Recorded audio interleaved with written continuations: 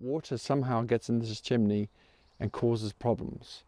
As you can see in my mother's workshop, that this wall has become pretty damp and sodden, and we don't use this because literally water pours down here, as you can see, and we've been trying to find a roofer to fix it. Is that lead flashing somehow is not doing what it's supposed to do. Okay, so if you're a roofer or know a roofer in Cornwall, please help us. Expert. Another theory that we have is that this gutter